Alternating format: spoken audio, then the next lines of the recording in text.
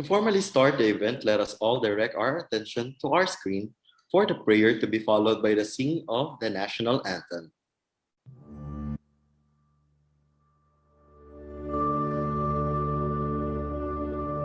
Praise God from whom all blessings flow.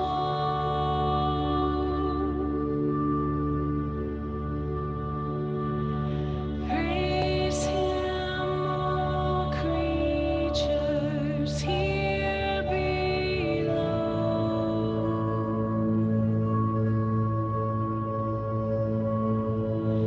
Praise Him above the heavenly host.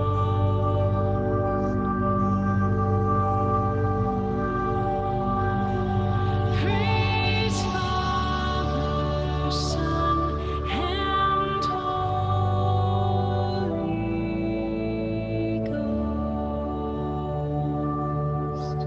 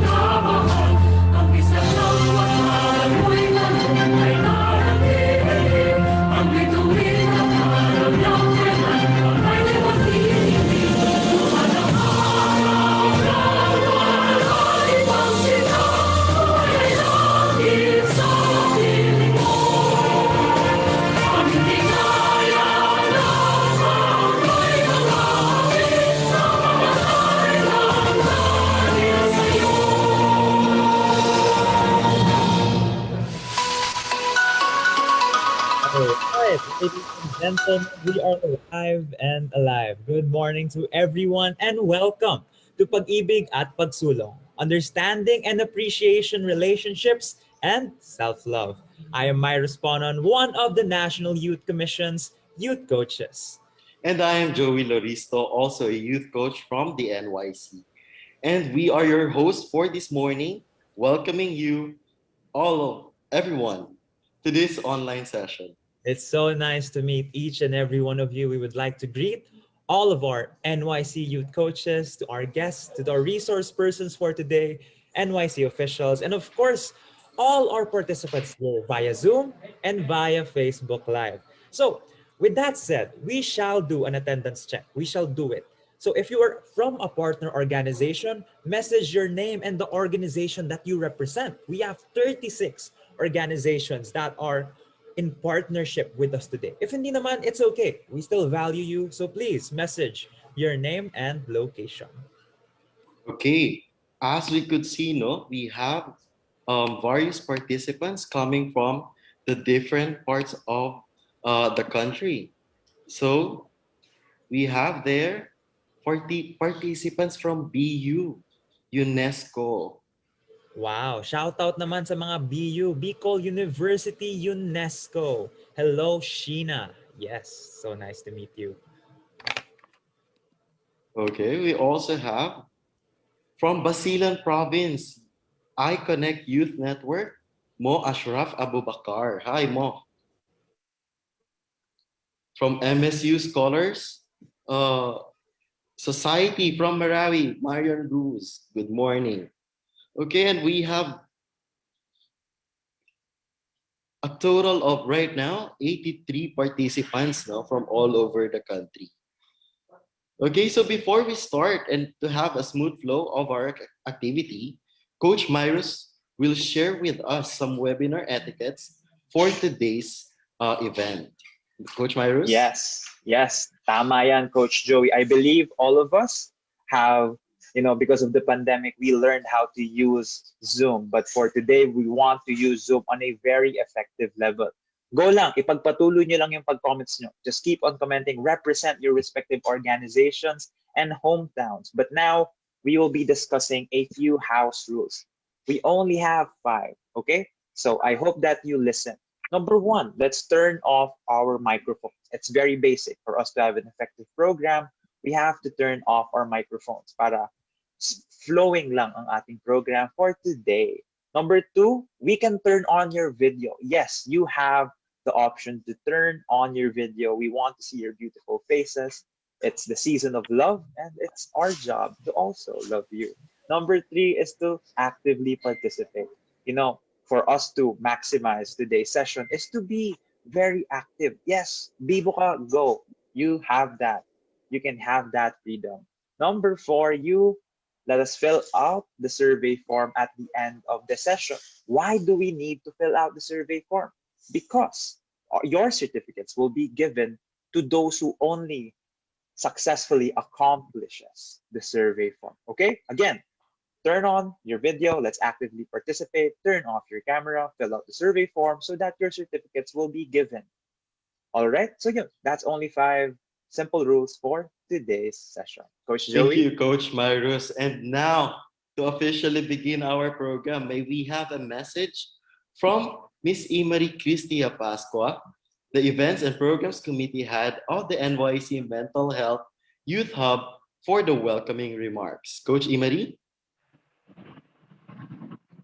Ayan. Isang mapayapang umaga sa ating lahat. Before anything else, we would like to thank the National Youth Commission, NYC Social Marketing Division, and all the mental health youth coaches, NYC officials, and all the youth organizations who are present today.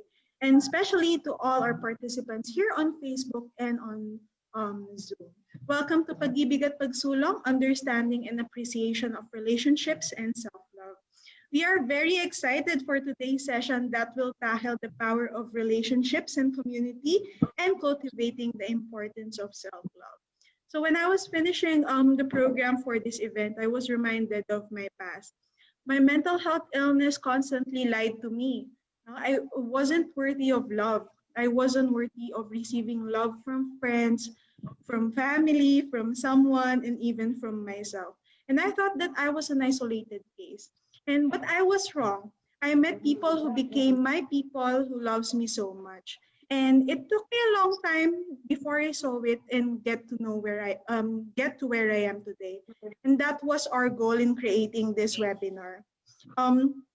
Our goal is for the young people like you, lahat ng nanonood sa atin sa Facebook Live tsaka sa Zoom, whether you have mental illness or not, you are worthy and you are deserving to be loved and to receive love. I want to tell you, I want the program to tell you and to impart to you that you are worthy and you are worth loving. Again, I would like to thank all of you for taking a step in learning more about mental health. Hindi titigil ang kabataan sa paglaganap ng kaalaman tungkol sa mental health. Patuloy nating lalabanan ng stigma at patuloy ang ating pag-aadvokasya. Para sa mental health ng kabataang Pilipino, maraming salamat po.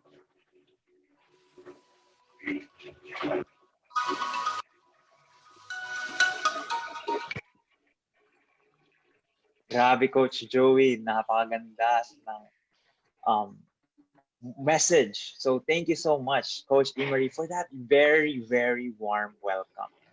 Bungad pa lang, no? Very heavy na at napakalaman noong message ng isa sa mga youth coaches, Coach Imari. Thank you very much.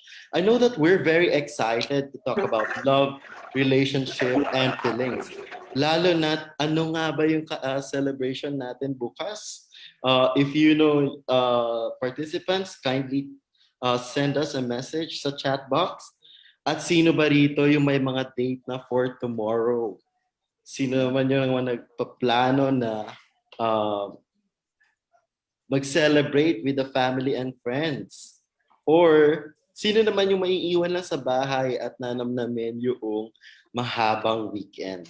Happy Chinese New Year nga pala sa ating mga kapatid na nagsa-celebrate ng Chinese New Year. Yes, Kong Hei Fat Choi. Ang rami nating Celebrations. You know what? Every day should be a celebration of life. So may kadate man tayo bukas or wala, dapat masaya tayo. So yun, ikaw ba, coach? May date ka ba bukas? Sa bahay lang ako tomorrow, coach. Nako, We'll be having a simple dinner sa bahay. ako rin po, ako rin. Okay. Ayan, so ang saya, no? Kayo naman, share.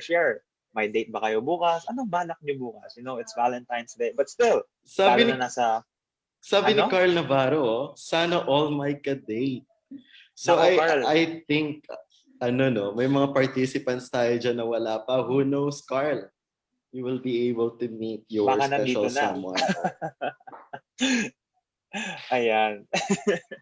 Ayan, ang saya natin, no? But of course, there was a reason why this event is made possible. Kaya bago natin ipakilala ang ating magiging resource speakers sa araw na ito, we will be recognizing all members na naglaan ng panahon at oras sa talakayan ngayong araw at sa ating mga partners. Now, Coach Joey, we have 36 youth partners. Wow. So, sisimulan ko na. Okay? Number 1, we have the Innovative Youth Movement. The Utopia, the Society of Political Science from Cavite State University in Dang. Pink Lips PH. Capital Peace. Earthshaker. The Kalino Project. Atmotasimoon Services Organization Incorporated. ASEAN Youth Advocates Network. Bicol University Order of Blue Feather Society. Happy Hearts Initiative. Helping Hearts. Introspect. JJC Makati. Spark Empathy PH. Youth Advocates for the Philippines. ASEAN Youth Organization. Project Yana. MVT-TV Philippines. Angkla PH. Marawi State University, Sining, Cambayoca, and Sam. Voice of the Youth Network. Tara Kabataan. We Mind PH. Bicol University UNESCO Club. MSU Scholar Society. The Mayari Project. Rotaract Club of RCDM Scholars. Rotaract Metro Zamboanga. Rotaract Club of Pamantasan ng Lungsod ng Muntinlupa. Mariveles Local Youth Development Office. JCI Makati. Youth Engagement in the Peace Building Channel. Lord, the versatile host of Bicolandia. Cordillera Youth Movers Organization. PUP Bataan Central Student Council. And last but not the least, Pamantasan ng Lungsod ng Muntinlupa University Student Council. Wow, grabe, coach. Pwede na tayong maging voice actor sa mga sa mga advertisements. Kaya bigyan muna natin ng isang virtual clap ang bawat isa. And of course, this extends to you sa lahat ng participants natin ngayong session. So palakpakan natin ang ating mga sarili. Okay, at this point, we would like to request all participants to please open your cameras for a short photo op. So hinihiling natin also ang bawat isa to give your sweetest smiles match with finger hearts bilang pagdiriwang ng buwan ng mga puso. Yes, ayan, no? I am seeing a lot of beautiful faces on this session. Grabe ang rami. Say hello also live as we're live via Facebook. Ayan. Okay, show your finger hearts. We will be posting Finger this hearts. sa ating Facebook pages to show the world or the universe that we're Grabe. celebrating the Hearts Month as the youth of the Philippines. Ayan. So, magbibilang na po, no? All right.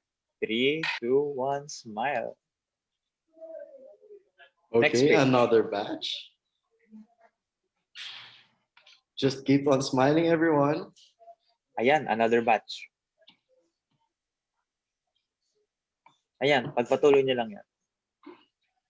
Mga Okay. isang minuto pa. Yung magtsatsaga Sabay mag-finger heart, magtatagal sa relasyon. May You know? price. Op, wala pang mag-off cam. Mannequin challenge. Okay na po ba, tech team? Ayan, kaya natin to.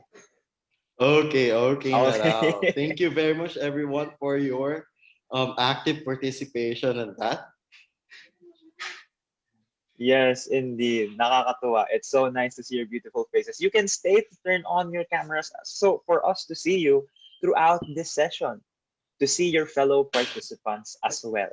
So, I hope na excited na kayo. Kasi tatanungin ko kayo ulit, excited na ba kayo para pag-usapan ang pag-ibig? Siyempre naman, no? Para magbigay ng message about mental health and relationships, ngayong araw na ito makakasama natin at magbibigay ng inspirasyon sa ating lahat ang katangi-tanging unang resource person for today's session. Let me read about this person. Our first speaker, Mr. Jeremiah, or for other people, Jeb, is a psychologist, professor, and researcher.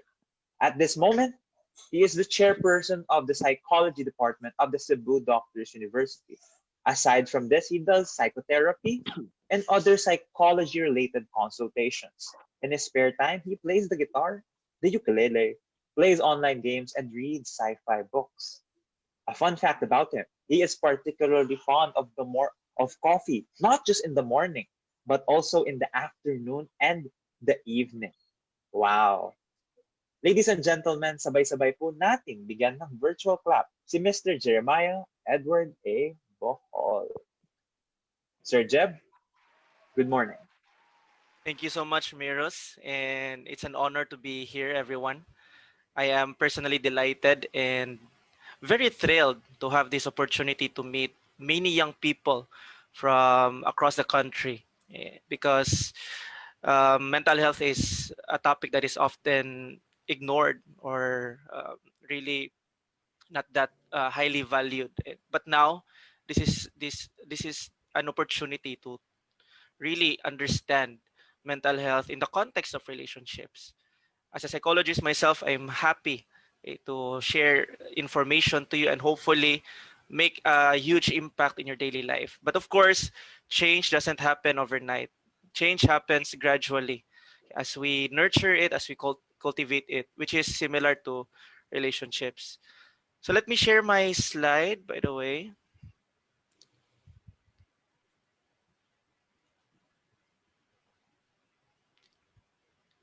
right? So can that be seen already? My slide. Yes po. Okay. So again, I was invited by NYC to talk about mental health and relationships, and these two actually are closely linked with each other. And in fact, one facilitates the growth of the other. And also, if something is not cultivated in either mental health or relationship, okay, it could also lead to a problematic state, which I'm going to discuss later. By the way, we have the chat box. You can ask questions if you want. You can share, or if you're in your home right now, you can also invite the other people in your lives to listen. Okay? Or maybe perhaps your chicken. That's the usual character that we find in every online meeting. The chicken is always there, either by voice or by physical presence. And so I am a psychologist, and usually my work has involved in the academe. I've also worked with the military in the Philippines and also with American war veterans. And I've been in this job for quite some time now. First, let's have a self check. If you're here in the Zoom, so try to identify what color are you in right now. If you're watching this via Facebook in the live stream, while you're in your seat, try to determine, okay, are you currently in red, orange, yellow, yellow green, or green? So can we have a sort of survey in our chat box? Okay, so let me see the chat box. So, since we're talking about mental health, we're going to start with self check. And self check is very crucial, towards our goal of understanding ourselves and also with our relationships. So some of you are in yellow, in green, orange. Okay. Thank you for sharing. Now that you've identified your color, if you are if you chose red, orange, and yellow, how do you think you can improve it today, at this moment, right now, this week, this month? So how do you think? What are the ways that you can improve it? So you can share in the chat box here in Zoom or in Facebook. You can also comment, or you can also think or imagine. Okay, we have here from Mark, recreational activities. Oh, that's very nice, Mark. Okay. How about the rest of you guys? Watching anime. Yes, that's very nice, especially with Attack on Titan right now. Music as well. Okay, thank you for sharing. And there's also another follow-up question. What activities can help you maintain yellow, green, and or green if you are in those colors? So how can you manage your color to stay at that color at this moment? We have food, definitely. Meditation, and then staying optimistic, praying. Okay, that's very nice. We also have journaling. Yes, journaling is very effective in terms of self-expression. Sometimes the world could ignore our presence, and through journaling, we can actually pour out our emotions, okay, our experiences. So definitely, okay, try journaling at least once a night. And then we also have promote what you love instead of bashing what you hate. Yes, that's wonderful. Okay? Focus on what is possible rather than what is impossible.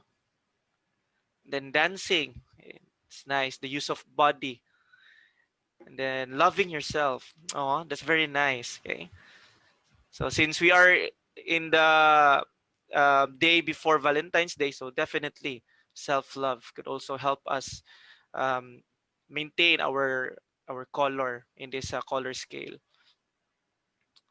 Then we also have someone here looking at the picture of crush.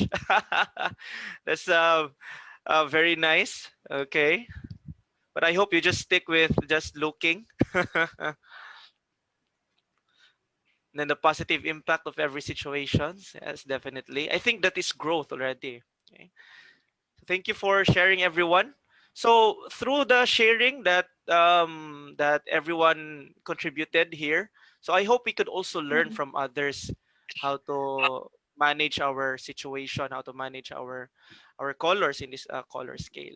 So you can definitely do this, practice this anytime of the day, okay, to truly understand what is happening inside of you and also with other people. Now, let me move on to the definition of mental health. So I think a lot of you already know, okay, what is mental health. So let me give you a brief background. Mental health is about the management and improvement in the areas of thinking, like our cognitive processes, how we perceive the world, and then feeling, how we manage our emotions, our reactions, and finally, the way we behave.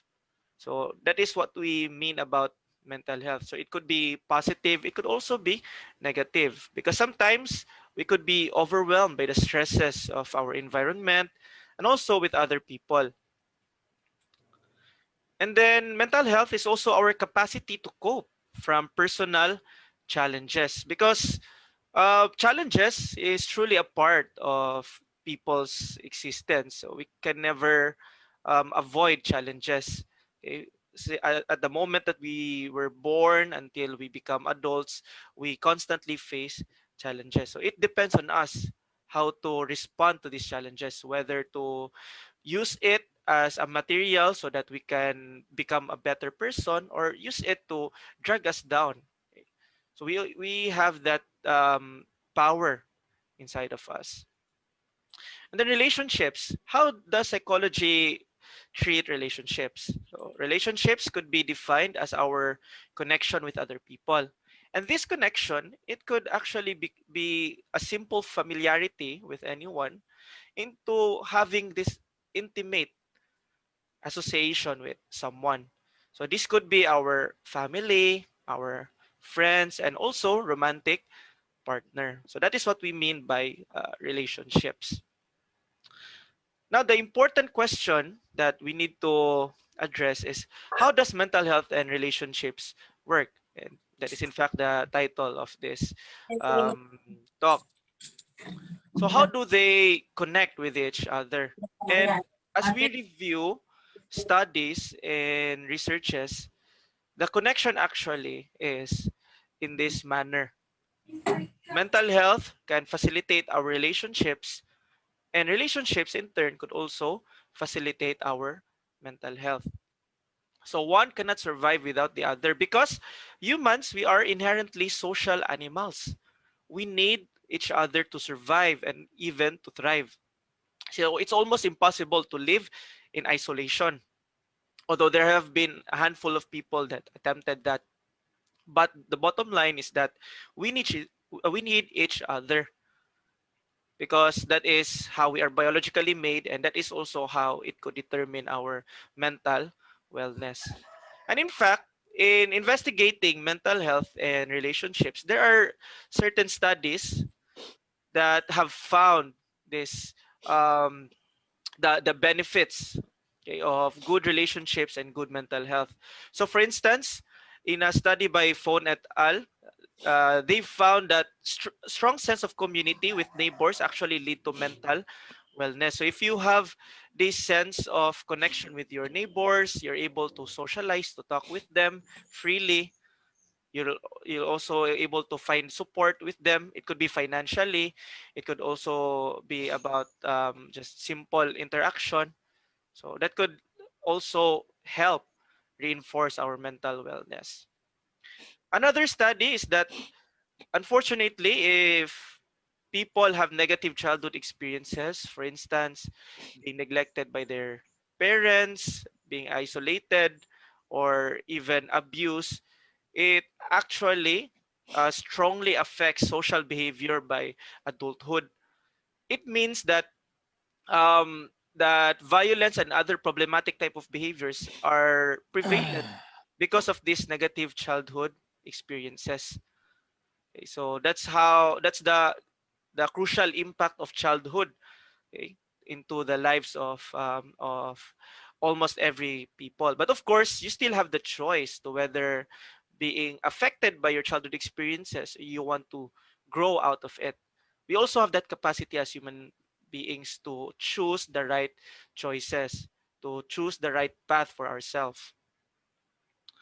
There are also another studies, like for instance, happy marriage and stable relationships if you are in a romantic relationship. So can I get a sense of who among you are in a romantic relationship? So don't be shy, be proud. So can you use the reaction, the reaction feature here? Maybe a heart, or maybe a simple like. Okay. So I can see some of you are proud. Wow, that's very nice. Okay. So congratulations to you guys. Okay. To those who are yet to find their romantic partners, so hopefully you can have that chance someday. So it has been studied that when if you're in a stable relationship, meaning less relationship dramas, okay, and you're in a supportive romantic relationship, so it is actually associated with lower stress. So it could be the stress from your schoolwork, from with your work, okay. So it could actually help you buffer against these factors. So therefore, if you're in a relationship, make sure that you're happy, make sure that that that you inspire each other, because that's the essence of romantic relationships. Inspire, not to expire. Okay? So, 'di ba, we have seen couple goals in Facebook of that they studied engineering together, and then they also received their licenses together. So that's one example of inspiring each other. And then that is the point of romantic relationships. We grow together with our romantic partners. And then, if you have supportive friends, according to a study by ESRC, they actually compared people with supportive friends and people who are generally isolated. So these people with supportive friends, they are more psychologically resilient when there are certain issues, certain unfortunate events that they encountered. So they're able to easily cope up because they have supportive friends that they could easily access. And when we say access, it's not really about physical contact, especially with what the pandemic has brought to us right now. When we say contact, so it could be done via internet, via messenger, okay? And sometimes that could actually be enough, or even could make a huge difference to a person's life. Okay? So if you have your close friends right now, so message them, okay?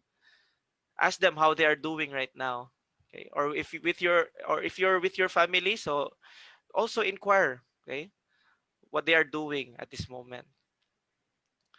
All right, so that's the mental health and relationships, and that's how the two are actually connected with each other. So it's impossible to ignore relationship, okay, for the sake of improving our mental health. So that is impossible. Okay. So that's why if you want to nurture one, one should also be given attention to. If we want to strengthen our mental health, we should also work with our relationships. If we want to work with our relationships, then we should also work with our mental health, because it's difficult to be in a stable relationship if a person has some personal issues as well. Okay. So you need to be brave and to be open enough to work on this too. And it is doable, very much doable.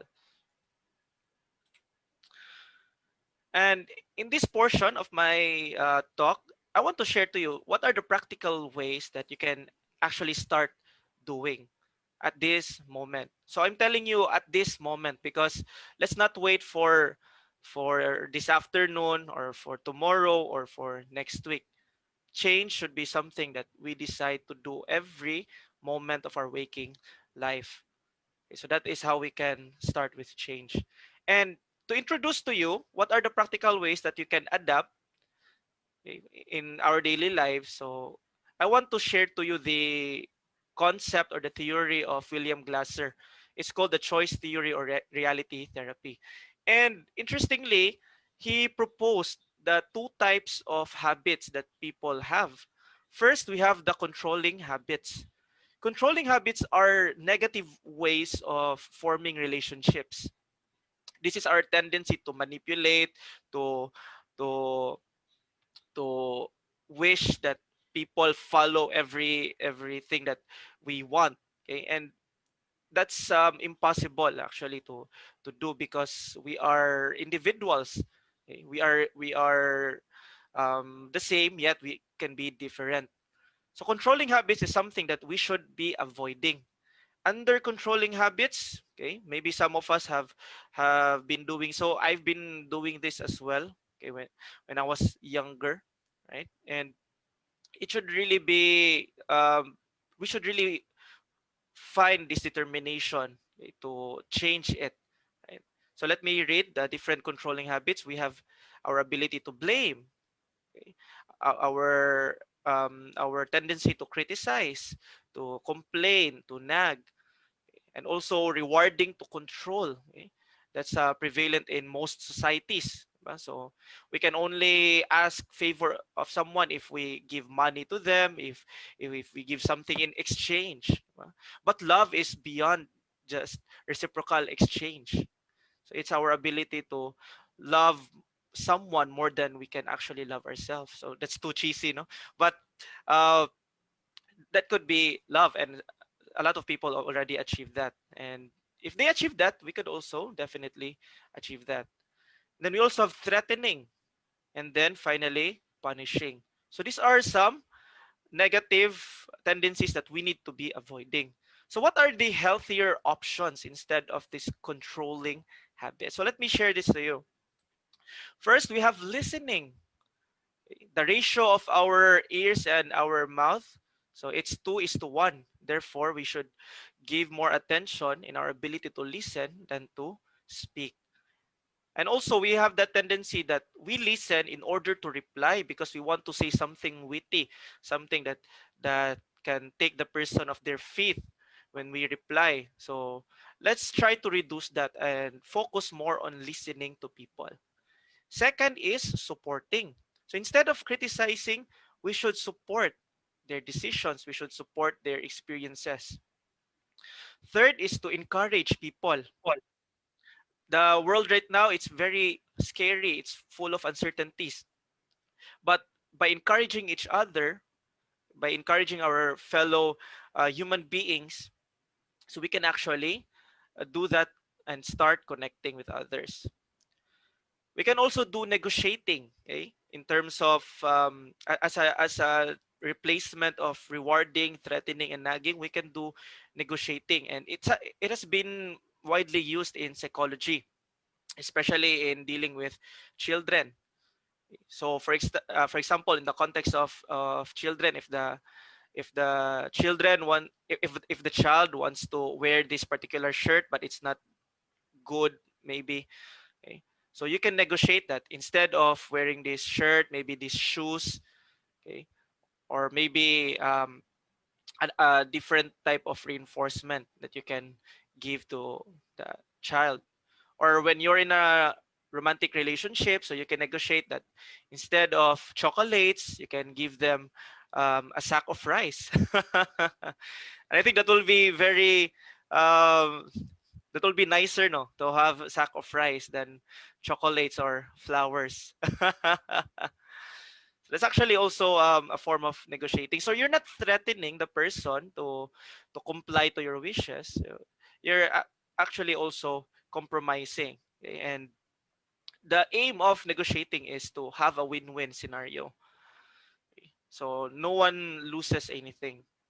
Then we also have respecting. Okay? So respecting is very important.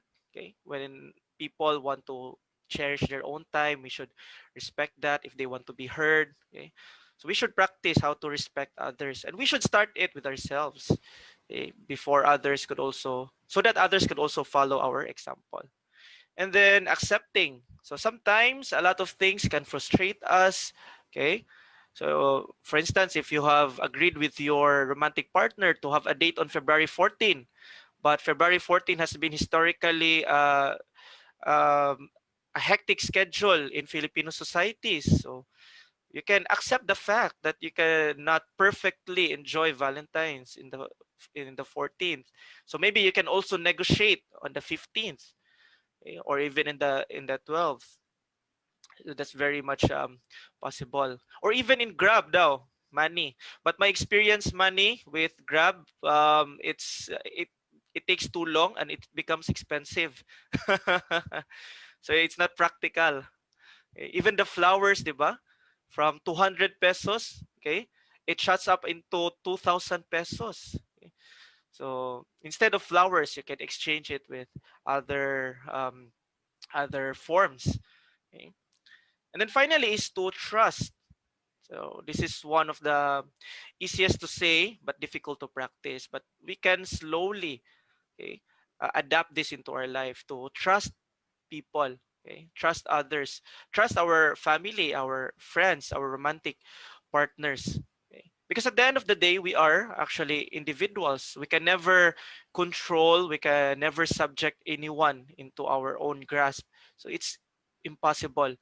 And if you are trying to chase that, so you will just end with yourself being highly stressed because they're not complying to you. So instead of trying to grab them by your hand, so slowly try to learn to let go.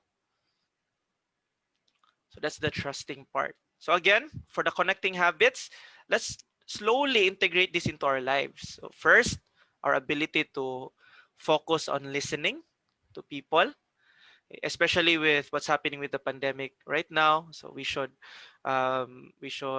give time to listen to our friends, to our family, on how they also experience the pandemic.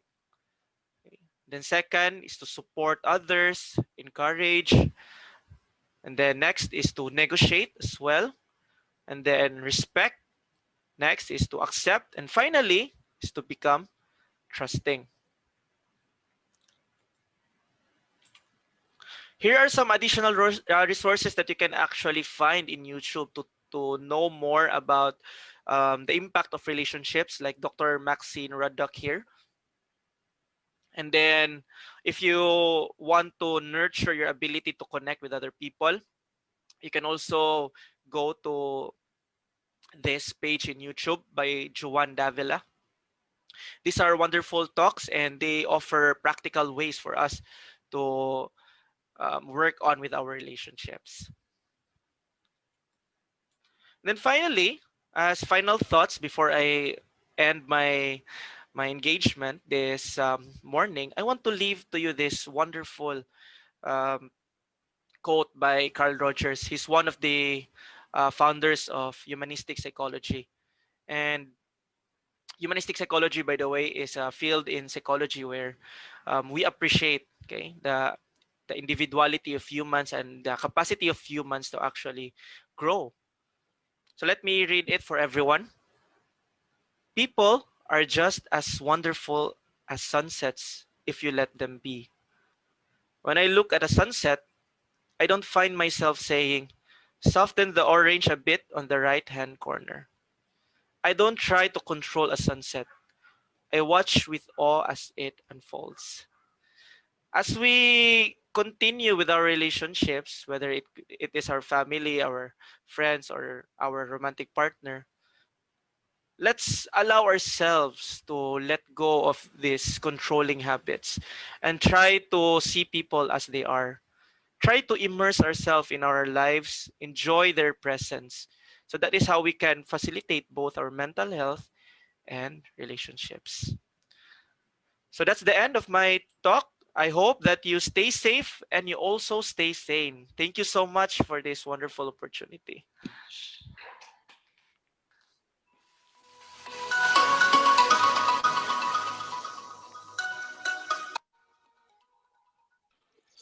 Wow, Coach, napakaganda ng message ng ating first resource speaker. Napakamalaman, no, Coach Myros. Ang daming takeaways na pwede nating kapulutan ng aral from what our speaker shared a while ago, no? So isa nga dun sa pinaka pwede nating i-note, kumbaga, is that when he said, love is beyond reciprocal exchange. So parang kina-capture nito talaga yung being in a relationship, no? Yes.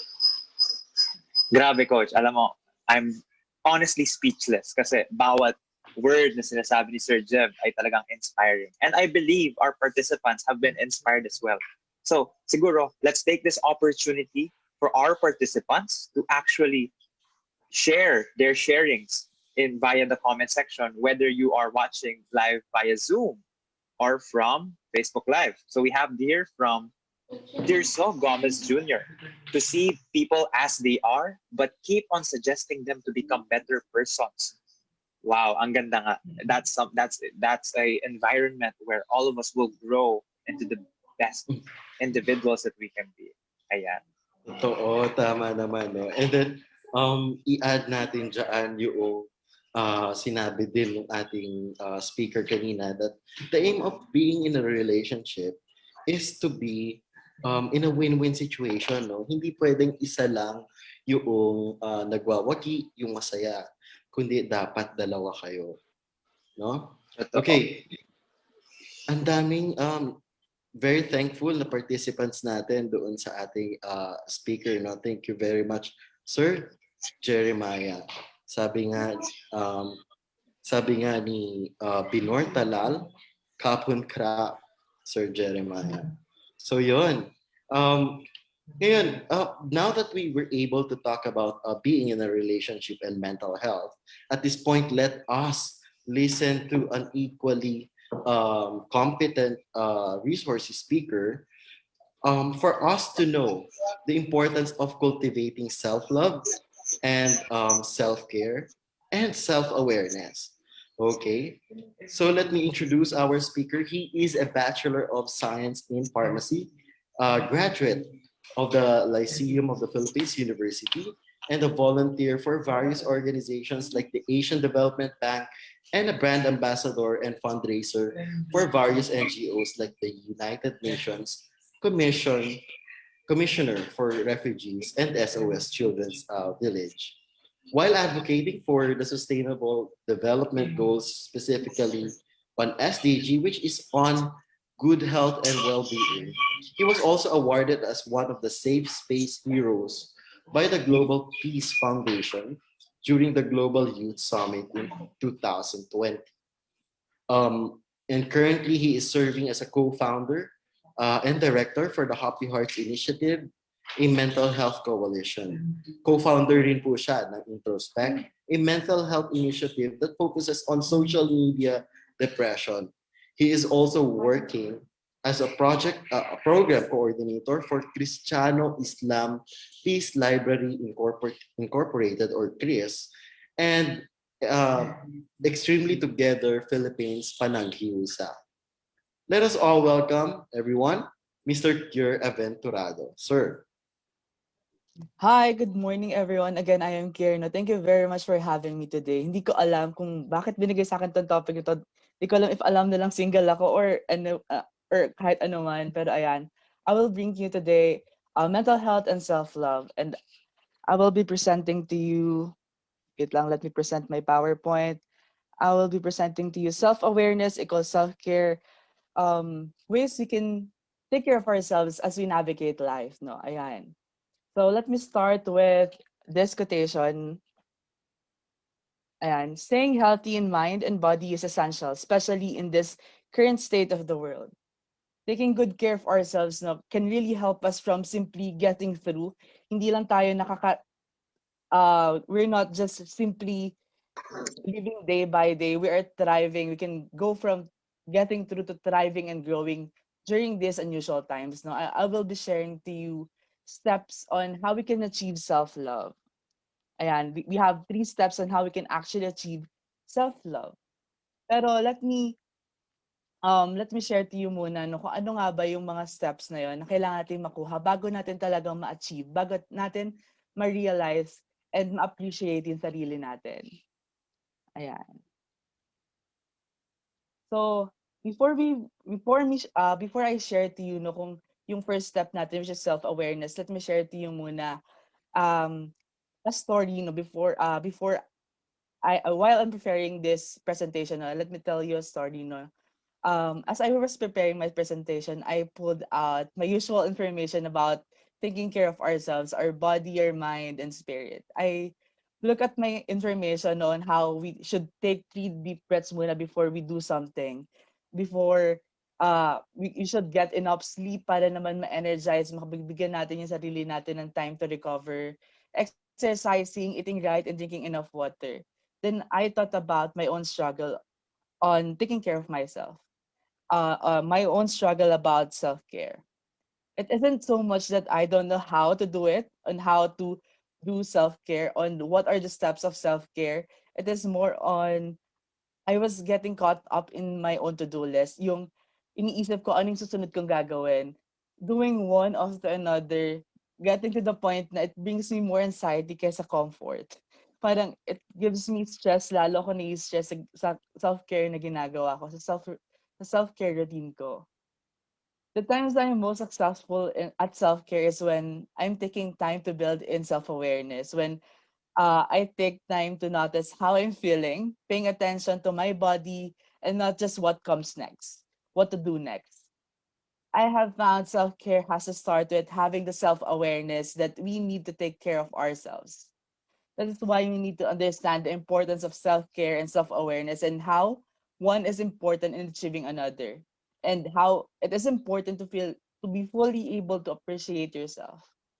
So let's go now to the first step, which is self-awareness. But before that, let's define what self-awareness is muna. Ayaw niya lumipat, pero ayan. Self-awareness is the ability to focus on yourself and how your action, thoughts, or emotions do or don't align with your internal standards. Meaning, if you're self-aware, you can objectively evaluate yourself, manage your emotions, align your behavior with your values, and understand correctly how other perceives you to be able to be better understand yourself. With self-awareness, naiintindihan natin yung every actions, yung every emotions na nararamdaman natin. We are taking focus at what we're feeling more than kung ano yung ginagawa natin at ano yung ginagawa ng ibang tao towards us.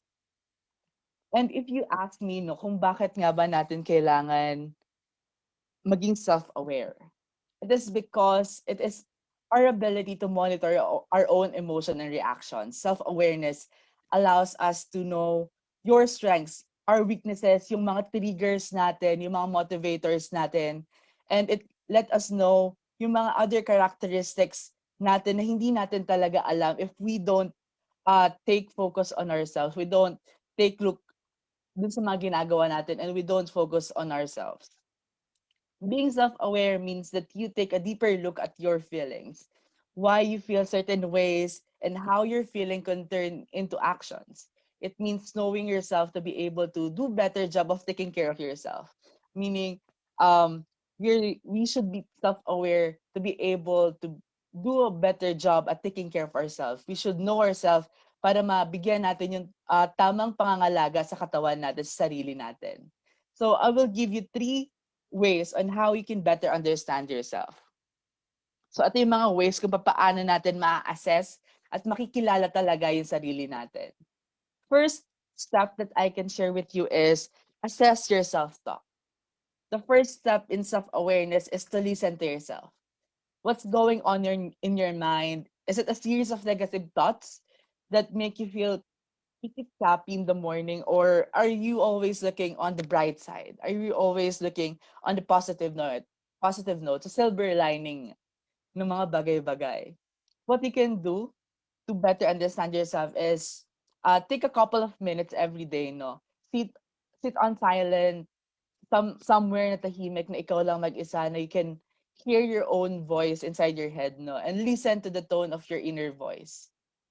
One way of getting your inner voice going para patuloy siya sa pagsasalita at sa pagbibigay ng information about yourself is going to stand in front of a mirror, look at the mirror, look at yourself, no, and hear what you're saying, what your inner voice is saying to yourself, how you look, how you should do this, how you should pursue this day, no, how you dress and how you see yourself.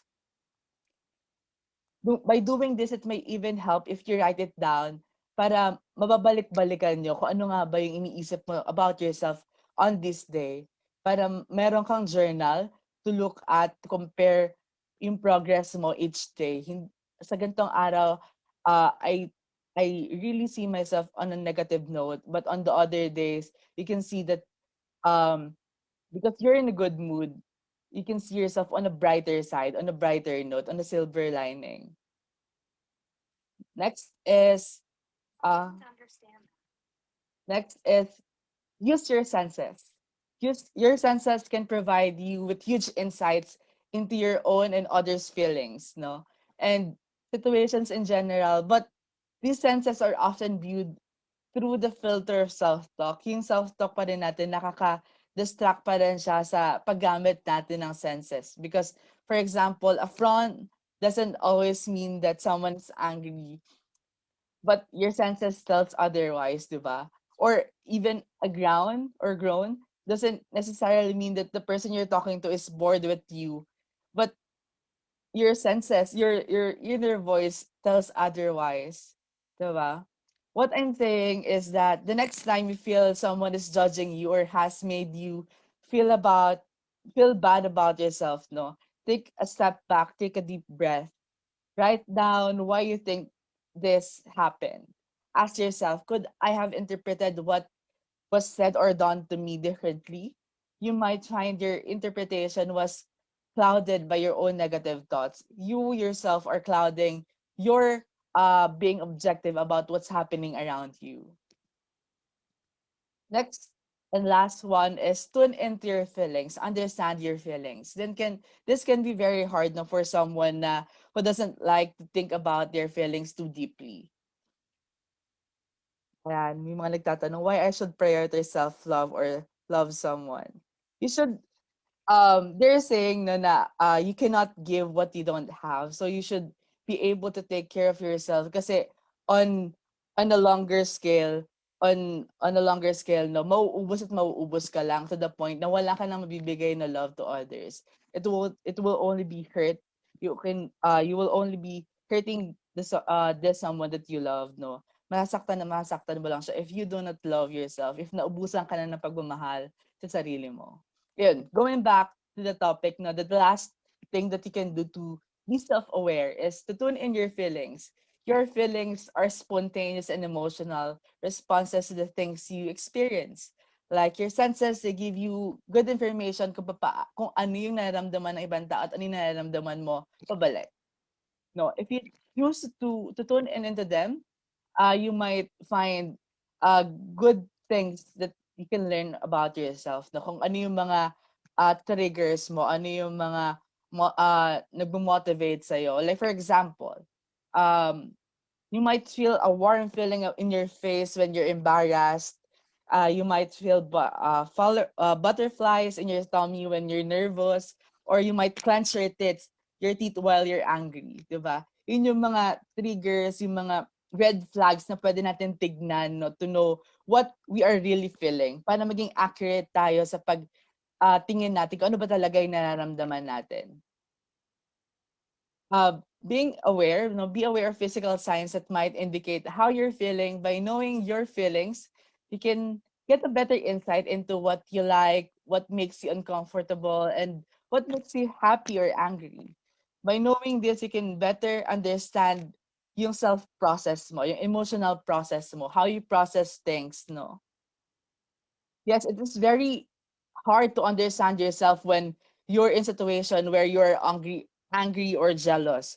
Kasi it really clouds your judgment. It really clouds yung perspective mo about things. It really parang inuunahan ng galit, inuunahan ng selos yung yung tamang judgment mo, yung right judgment mo. Kaya it is really important to take step back when pag nararamdaman mo na, pag nakita mo na yung red flags na gagalit ka, it is really important to step back, no?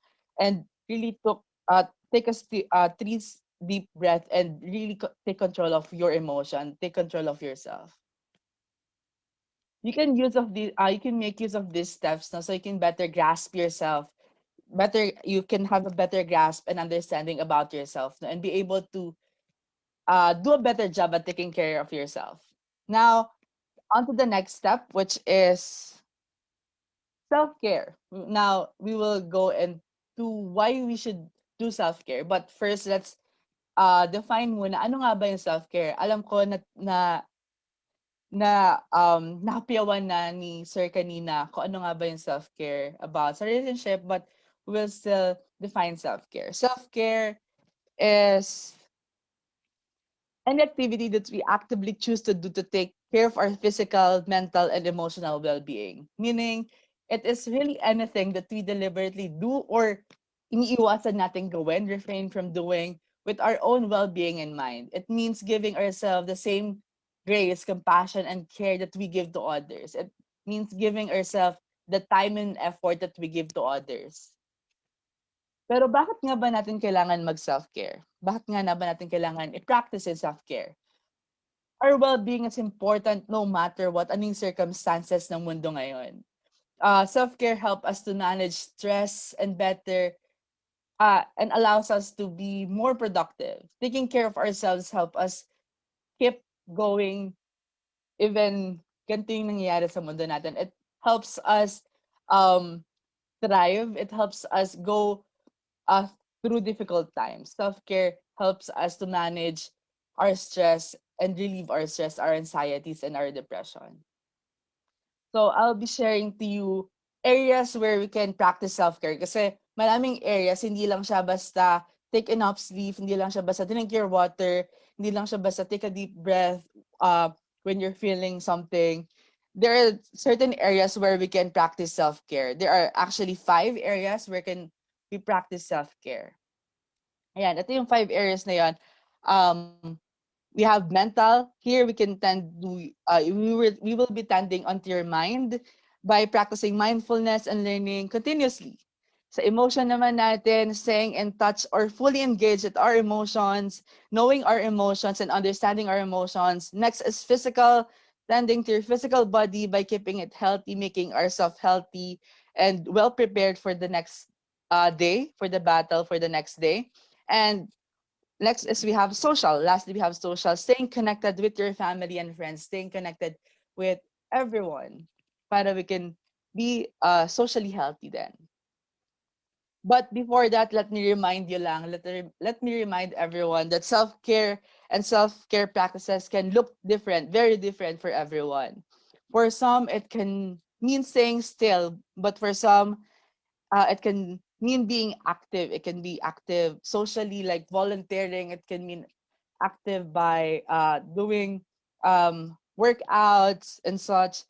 But the main idea of self care is to engage in activity that recharges you, that energizes you, that keeps you going, no, that keeps you alive, that makes you feel alive again. So, ayan, think about this reminder, no, while planning your self-care routines. Think about this kasi you cannot really give parang you cannot endorse a self-care that na nag-work sa'yo to other person because it might not work for that person. Ayan, let's go first to mental self-care. Taking care of our mental health and taking care of your mind. There are 3 things that I can suggest you, yes po. And there are 3 things that I can suggest to you that we can do to take care of ourselves, of our mental health. First is schedule a routine. By scheduling a routine, you don't become overwhelmed by your workload. You should know your priorities. Yes po. You should know your priorities and you should know when you have enough, no, para you can stop and do something and you can focus about yourself muna. Next is take a break during the day. Don't be afraid to go off grid. Don't be afraid na mawala sa social media because taking time for yourself and taking time for real people makes you more mentally active, mentally healthy, and it makes your mind more energetic, more creative, and more functioning. It can make your mind functioning well. It can make your mind function well. And lastly, practice mindfulness. No, take time for mentally relaxing activities as well as activities that stimulates your creativity.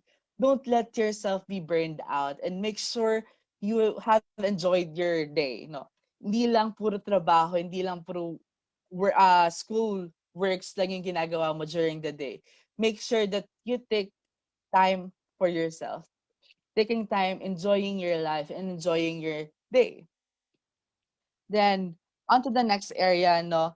But before that, self-care also means being patient and kind with yourself. Being patient meaning you give time to tend to what your body needs, giving time to tend what you're what you're mentally aching for, what you're mentally aching for, taking notice dun sa mga pangangailangan ng katawan mo and being kind enough to give that to yourself. Ayun, on to the next area where we can practice self-care is emotional self-care. Dito, I'll just give you one note on how you can actually practice self-care emotionally. Acknowledge your feelings, know your feelings, And personify your feelings, acknowledge your feelings, and know that they are valid. Write them down in journal para mababalikan niyo siya, or share them with someone para hindi lang ikaw yung nagdadala ng burden.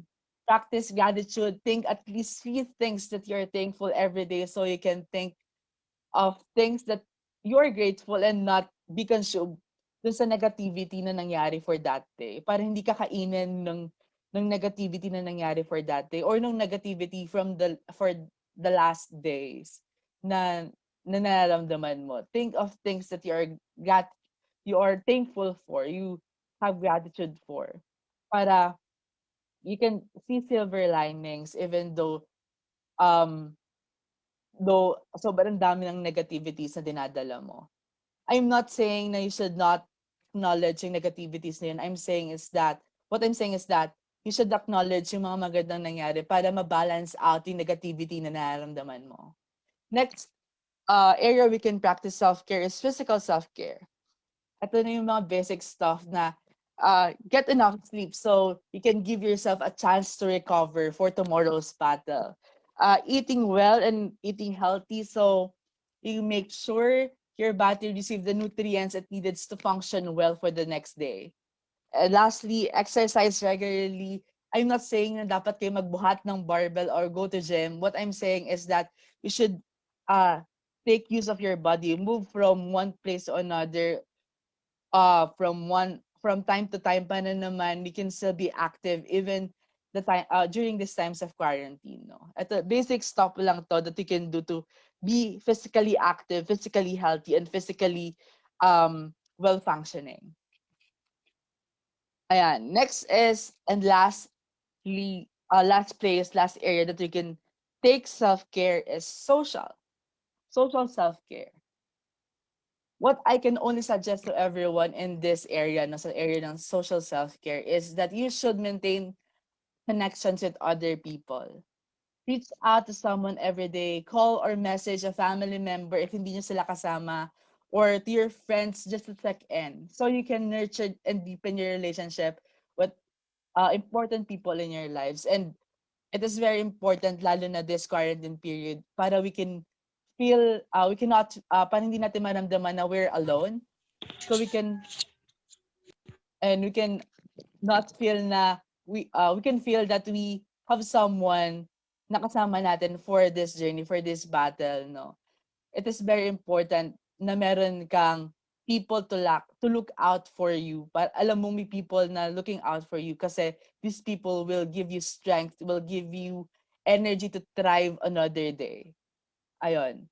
And those are the steps, no, na pwede nating gawin to fully understand ourselves, to fully achieve self-love. Yun yung pwede natin gawin, no? And you can also think self-care as taking care of yourself so you can better take care of others. Yun nga, yung kanina pag-usapan natin, ano ba dapat yung unahin? Self-care, self-love, or yung relationship natin with other people. By doing self-care, by understanding yourself, by um, achieving self-love, you can be able to, you can be better achieve, you can uh, do a better job at taking care of others then. You can do a better job at loving others, and kasi mas maraming love kang mabibigay to other people kasi you really love yourself. You start by loving yourself, no? And self-care is something we enjoy. I just want to remind everyone, self-care is something we enjoy doing and not something we feel forced to. Yun yung nagiging pagkakamali ng karamihan when doing self-care because they tend to do it on a routine. Masyado na lang iniisip ko ano yung dapat nagagawin sa susunod na gagawin, anong dapat na susunod after this self-care routine na to, ano yung mga bagay na dapat ko gawin para to make myself feel better. They often forgot to ask themselves, ano nga ba yung pangangailangan ng katawan nila? Ano nga ba yung ini-ache ng katawan nila to better take care of themselves? Yun yung nakakalimutan ng karamihan. And ayun, by being able to fully understand ourselves, we can do much better job of taking care of ourselves. And only then when we understand ourselves, when we take a better job at taking care of ourselves, we can only achieve self-love by doing those things. Ayan. Thank you very much, everyone. I think that ends my presentation. Thank you. Thank you very much for listening. Keep safe, everyone, and take care.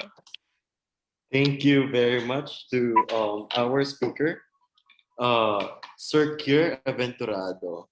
Maraming salamat po. My Rus, sobrang, uh, I think, sobrang complimentary nung talk nung ating dalawang speaker, no? Lalo na nung Totoo. dalawa. No? So, yung isa sa mga takeaways ko doon sa ating huling speaker is, self-love is being patient with yourself. And always remember that for you to be able to love yourself, to be aware, and um, to take care of yourself, lagi nating tandaan na huwag dapat ma-burn out sa mga ginagawa Tama, natin. tama. Ikaw ba, Coach Myrus, ano yung tumatak sa'yo mula dun sa ating second speaker? Again, no, I just like to reiterate what you've said. Talagang complementary from learning, from applying the learning of our first speaker to now to Sir Kier. Napaka ganda lang ng flow ng ating program so far, and I hope our participants are learning as well. Okay. Thank you very much po. So at this point, no, we're opening the floor for questions. Ngayon, malalaman For both of natin our naman, speakers. yeah, for both of our speakers, for being in a relationship and being in a self-love. Para this time, we'll try to marry and merge these two complex and different ideas, but like what we've said, complementary. Okay, isa dun sa mga questions na tinanong ng ating mga participants from um, Zarani Sari. Okay? Ang sabi niya dito, I think this is for both speakers. No? I think yung opinion nila hinihingi dito. What should we prioritize? Self-love po ba or loving someone? So perhaps Wow. we'll start with Sir Jeremiah. Thank you, Joey, for that. So, what to prioritize first? To love the self or to love someone? Why is it always only two options? Why not? Since we are human beings, since we have the ability to transcend than who we are, you know, how about do it at the same time? Love yourself and love others at the same time. It shouldn't be an ultimatum. It shouldn't be a choice, because we are not dual. We're not beings of duality. There are a lot like the world that we live. It has so many potential. It's not either or. So that's my question. How about you do the two at the same time? You love yourself and you love others. Because when you learn to love yourself, you can apply it to other people. And when you feel the love of other people, you can also love yourself more. So do both at the same time. We are magnificent beings. Humans are magnificent. We have grown so much. We are capable of so many things. So try to do both. Tama nga naman, no? Sabi nga ni Sir Jeremiah, it's not dichotomous, no?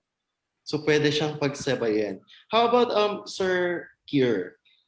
Ano po yung opinion nyo about this matter?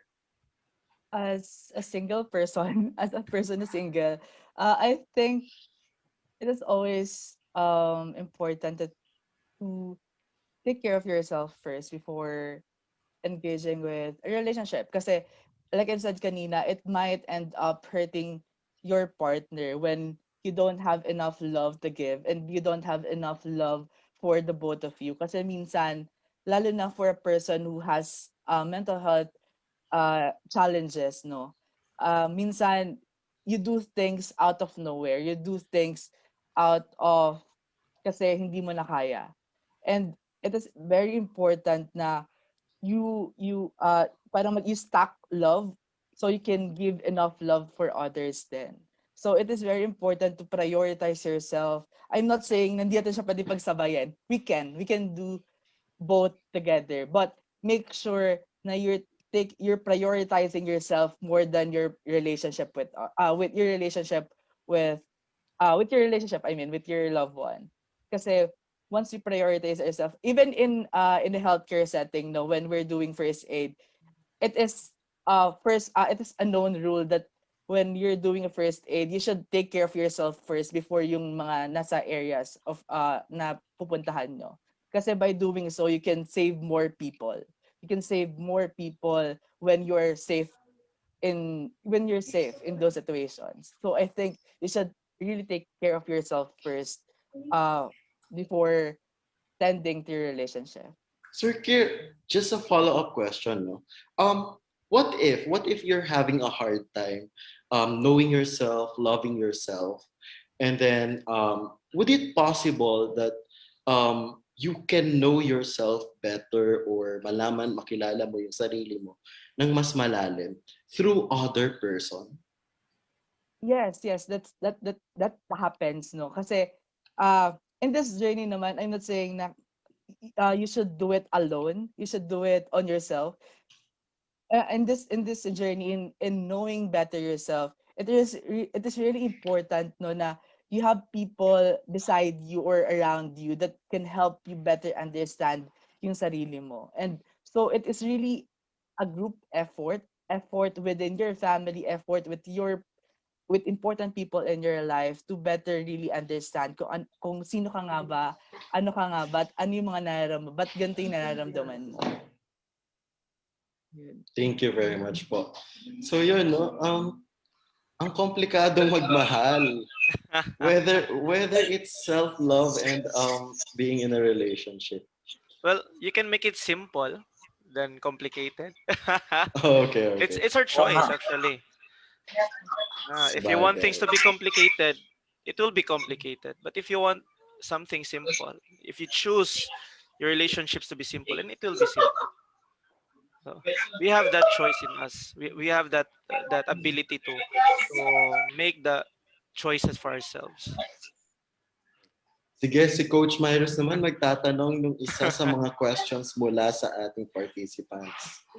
Yes, actually, ano ko sa ating mga speakers, ang raming questions so far. Ang hirap pumili. But siguro, naka-intrigue tong question from Magidala Uzman. So, what are the questions now that I can ask on my journey to self-love? I mean, a question to test my self-love. Ano ba tatanungin ko as someone that's in a journey to love myself? Wow. Who would like to start? And let me start first, no. Medyo mahirap yung question actually kasi I myself is really nasa journey pa lang din ako of self-love and self-understanding and self-appreciation. So, personally, I can answer this, no, kasi I'm the same boat with her, I think, her. Ayun. What I can give you, what questions I can give you is that, first, before asking yourself, know your goals in life. Know where do you want to go first. By doing so, you can actually you can better gauge yung sarili mo, bakit kasi minsan subconsciously yung goal natin, it affects how we act and how we work towards something. So ask yourself what is your goal. By doing so, you can better gauge yourself kung bakit ganito yung mga reactions mo, ba't ganito yung mga nararamdaman mo toward other people. And next question to ask is, am I self-aware? Am I aware about the things that I'm doing? Am I aware about yung mga red flags ko? Am I aware about my triggers, yung mga triggers ko, kung bakit halimbawa yung this person that I love does something thus resulting to me being angry. Nagagalit ako kapag ginagawa niya to. Nagagalit ako pag ganito yung nangyayari sa araw ko. Know your triggers. Ask yourself, what are your triggers? Para you can better manage your emotion, better manage yourself and your reactions. And lastly, I think, ano ba ba? Uh, uh, make sure that you can rely on yourself. Parang hirap ng parang make sure that uh you really understand yourself, that you really know know what your action will be when things happen, and make sure that you really have control over yourself. Kasi minsan mahirap. Mahirap magkaroon ng control over yourself, lalo na yung sinabi kanina, when you're angry or jealous.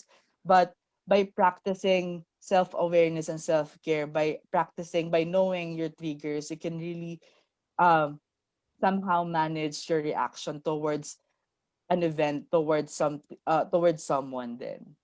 Ayun. Thank you so much, Scare.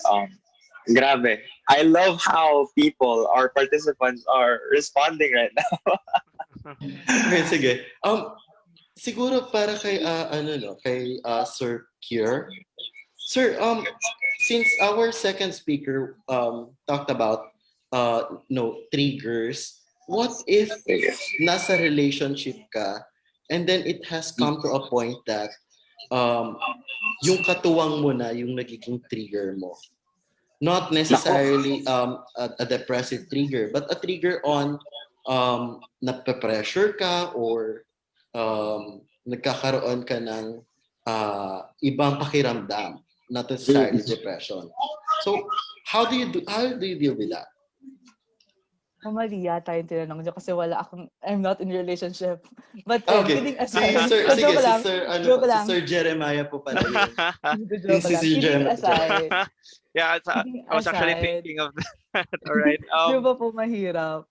Thank you. Sir Yeah. Jeremiah. Okay, okay. Thank you, Joey. That's a good question, and I'm deeply saddened by the initial reaction of the mainstream society now. And I know what you're thinking: disconnection. That's the best idea to preserve my mental health, and that's usually the answer: disconnection, to cut off. I saw a lot of Facebook posts na the only solution is to cut off, to stay away, but that could possibly work in some cases, especially in domestic violence, for example. So that's the best option. But in other cases, possibly connection could be also a solution. So if you have a partner, for instance, having who has a psychological issue or problem, that could actually be a time for reconnection, for even growth to you as a person and in your relationship. Remember, relationship, it's not only possible with the positive things that you experience, the honeymoon phase. Relationship is all about the positive and negative all together coming into one single entity. That is relationship. So if you can enjoy the positive side of your connection with others, you should also, in a sense, enjoy the negative sides, because positive and negative, when you combine, diba, that's actually enlightenment. Okay? If you only focus on the positive or the negative, and in psychology, that's what we believe where problems could arise. If you only focus on the positive, diba, and you try to avoid the negative sides. If you only focus on the negative sides, you cannot appreciate the positive side. So in those types of situations, so try to consider as well connection, not just disconnection. Because maybe in connection we can find more things. Okay, we can also work on ourselves for growth. Like what you mentioned earlier, Joey, na other people could also help us in our journey of knowing ourselves, because there are cases that people don't know how to start to love themselves, but then they met this person that showed them how to love themselves, how to love the world. Like what we see in anime, diba? That's usually the story of the protagonist. The protagonist is deviant, and then they suddenly met this surprising person, changes their perspective, and that has been prevalent, no? Um, there are those cases that actually happen. Thank you very much po. Siguro since you mentioned Sir kanina yung the deviant or the deviant reaction ngayon ng mga tao na kapag may problem ay magdi-disconnect. Isa sa mga tanong ng ating speakers, ito ay, I don't know if sino po sa inyong dalawa yung makakasagot. Yung question po ng isang participant natin ay, what should we do raw po if we feel guilty kapag nagsa-self-care tayo? Lalo na kapag nagkakaroon tayo ng me time. And then, an extreme part of this is, yung possibility na loving yourself too much would lead to narcissism, or is that a wrong thing or a challenging thing? Actually, that's that could also, too much self-love could also lead to narcissism. That's why you need people to balance it out. You need people to remind you what's too much, that it's too much, or that you're not having any self-love. And it's almost impossible to have this sense of awareness with ourselves if we don't have other people. That's why we need to make our relationships as connecting relationships, so that people could easily share their feedback to us with honesty, with genuineness. If we tend to be controlling, people feel this awkwardness to tell you the truth. That's why um, usually you're left dumbfounded with your own behaviors. You don't have any idea where to start, how to grow. So for me, so we need relationships to have that sense of where we are with our self-love. And I think in terms of guilt, so you need to understand to yourself as well, if it's healthy for you or not as a human being. Okay, because try to look at yourself as a cell phone. So eventually our cell phone will reach a time that it needs to be recharged.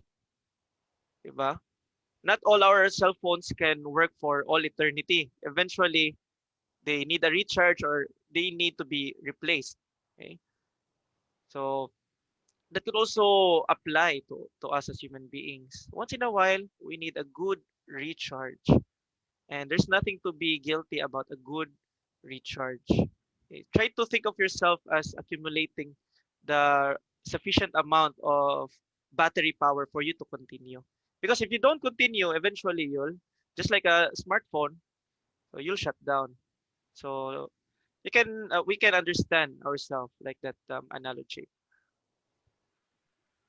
Ayan. I think I can answer the first question since na-cover up na ni Sir Jeremiah talaga yung answer sa second question, which is yung about sa being narcissist. It's really about having other people to remind you of who you should be and how you should act in front of other people, in front of your relationships.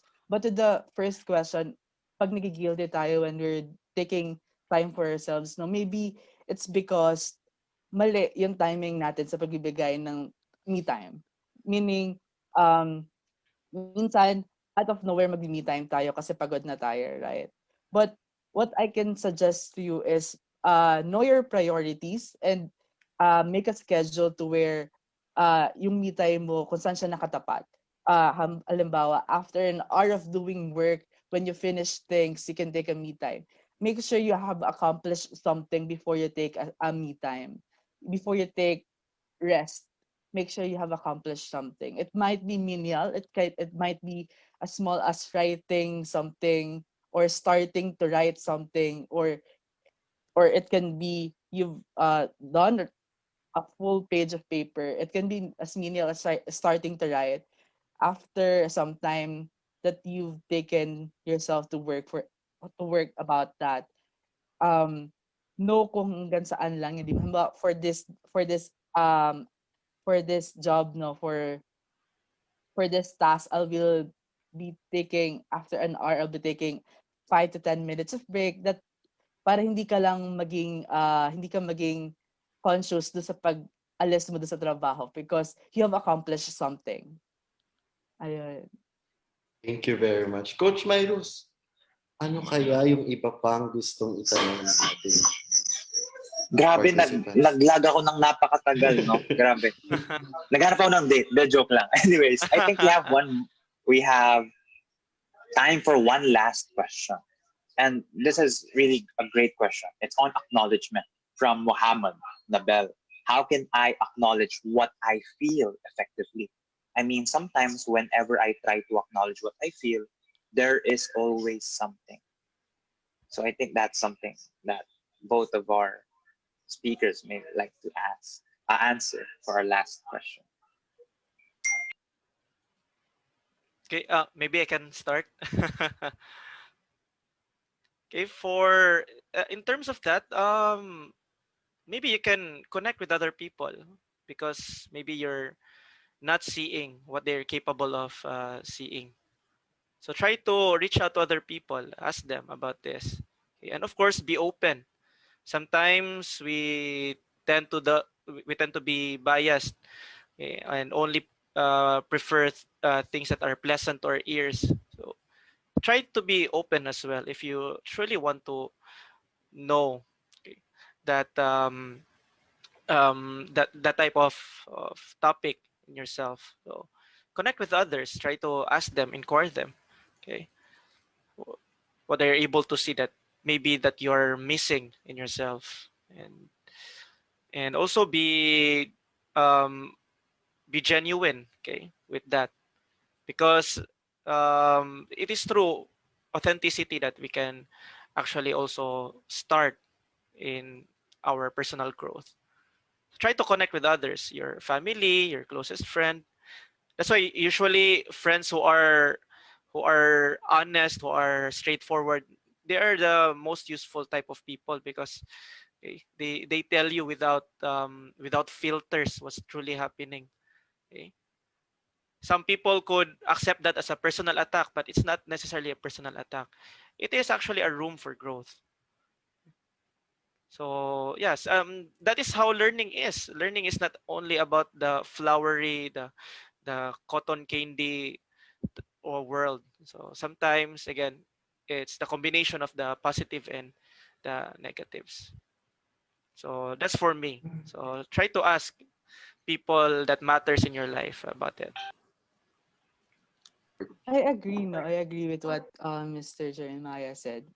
And I think what I can suggest, no, what I can say to you, what's your name ulit, Muhammad, how can you better acknowledge what you're feeling is acknowledging that what you're feeling is valid and you are important. By, yun nga, sabi nga ni Sir Jeremiah kanina, by surrounding yourself with people that values you, you can make yourself feel valued. You can make yourself feel important than to others. Kasi minsan, pag tinitingnan natin yung pag we focus on doon sa nararamdaman natin, nakakaramdam tayo ng guilt na bakit parang ang selfish ko, bakit parang baka maging pabigat lang ako to other people. Baka maging burden lang ako sa mga friends ko, sa family ko. Baka parang minsan nararamdaman natin, okay na ako na lang yung makaramdam kesa sila. Kaya minsan dinidibdib natin, sinasarili natin yung mga nararamdaman natin. And one way to para maalis yon, para we can be free about expressing ourselves, about taking care of ourselves by validating ourselves, is knowing and understanding that your feeling is important and valid. By making yourself surrounded with people na really understand you and really values you helps a lot in really expressing yourself and really building yourself and knowing yourself and being able to be self-aware. It is really a group effort. It is really it is not really it's not only about yourself in this journey. It is really about um the people you build yourself with, the people you surround yourself with that can help you realize na you are valid and you are important. Ayan po. Ayun, I definitely agree with Sir Kieran, no? Thank you very much. Isa yun sa mga natutunan ko, no, that you should always surround yourself with people who will help you instead pull you down, no? Mas nakaka-down lalo if you're in the wrong set of people. Ayun, I think we can still squeeze in one more question. Last one, Coach Joey.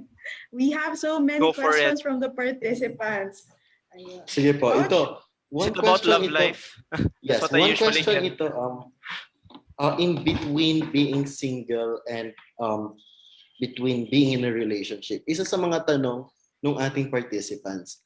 Um, uh, what if raw po, if you feel that the other people doesn't want to, you're trying to reach out to one person so that you could link with them and you could be together, for example, and it makes you feel sad. So like what I've said, it's bordering being single and being in a relationship. Kasi you're trying to move away from being single and try to be in a relationship, and yet andun ka sa gitna. You're exerting effort, but hindi mo na-achieve yung goal na yun. So, ano po yung share niya about it? For me is ano, I want to ask why that person. In the concept of controlling habits, what I shared earlier, I think that's actually our tendency to control because we want that person and that person alone. That's our treasure chest. Okay. So that's the question that I want to ask on that question. So why that person? Okay. If you're not connecting, then meaning the person, okay, doesn't want to connect to you. Okay. And it doesn't mean that that's the end of the world. Okay. So as I repeatedly stressed i- i- here in my talk here is that we are capable of choosing. And in terms of romantic relationships, so um, you can definitely explore yourself, explore and get to know other people. So maybe you can better connect with someone. Maybe there's another person that can truly get you. Okay. So yeah, let go of controlling habits. Okay. Let go of this type of mindset because controlling habits could only lead to disconnection. There's nothing good about controlling habits. It can give you of um, sort of sense of meaning at first, but it doesn't last. So let go of it and start with connecting habits. Okay. So don't try to just control one person and you want them to love you because it's not healthy for yourself and for the other person. Okay. So try to connect with others. Maybe you're meant to be friends, di ba? Okay. And it's okay to be in a friend zone because you can also learn. It's not necessarily bad. It's not the end of time to be in a friend zone. Okay. So try to also learn while you're in the friend zone the things that you can cultivate on yourself. Okay. What makes you a person only worth being a friend? How can you be a romantic partner as well? Try to try to discover that to yourself as well. Diba? So yes, let go of controlling habits, start nurturing the connecting habits. Ayun lang, let me add lang konti, just a little bit lang kasi I really agree din with Sir Jeremiah about his points there na we should really evaluate ourselves no kung bakit nga ba natin bakit yun yung taong gusto natin and we should not really control that person. Parang hindi tayo maging victim, magpa-victim in the situation, no? What I can suggest is really evaluate, no? Re-evaluate bakit nga ba siya yung nagustuhan mo. Maybe because maganda siya and you don't really feel good about yourself. Minsan kasi ganon. You see parang you mirror yourself to other person na nagugustuhan mo. And nakikita mo sa kanya yung mga bagay na hindi mo nakikita sa sarili mo. Maybe gano'n, kaya nagiging negative yung effect ng paghanga mo sa kanya. And yun nga, pumupunta sa point na gusto mo siyang kontrolin, gusto mo siyang sakalin, kontrolin, para lang mapunta siya sa'yo. And to the point na nagiging pa-victim ka in the situation. And what I can suggest to everyone and to the person who asked this is know kung bakit siya yung nagustuhan mo and maybe you can find that to other person. And by knowing kung bakit siya nagustuhan mo, you can better understand yourself kung bakit gano'n yung mga type mo. Kasi minsan meron mga taong may certain type na yung iba gusto nilang i-rebuild, yung may term na rehabilitate yung other person, di ba? May mga gano'n, rehabilitate kasi it's parang they get a feeling of success when they able to rehabilitate other person pag nakita nilang sarang-sara yung tao na and nabuo nila. Maybe uh, communication really is a playing role dito, a key role here. Communicate with other person kung bakit hindi ka din niya gusto, kung bakit hindi kayo compatible, kung bakit siya yung gusto mo, pero bakit hindi kayo compatible. And minsan, eto hindi na to sa romantic relationship, in any relationship that you have, um, you cannot enforce yourself to other people. Let them know na you are there for them, and I think that is enough. If mag-respond sila, it is up to them. And if not, reevaluate kung bakit nyo sila nagustuhan at ba't naging gano'n yung reaction nila towards you. Ayun. Ayun.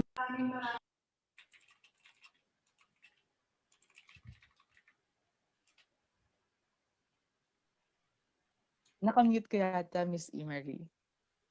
Ayun, hello, sorry, ang dami ko sinabi. Thank you so much, Sir Kier and Sir Jeb, no, for sharing.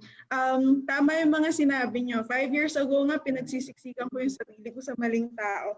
Yun pala, may darating na mas better. So minsan, no, it's okay to wait muna, and while waiting, tayo muna ang mahalin natin. Mahalin muna natin ang ating mga sarili.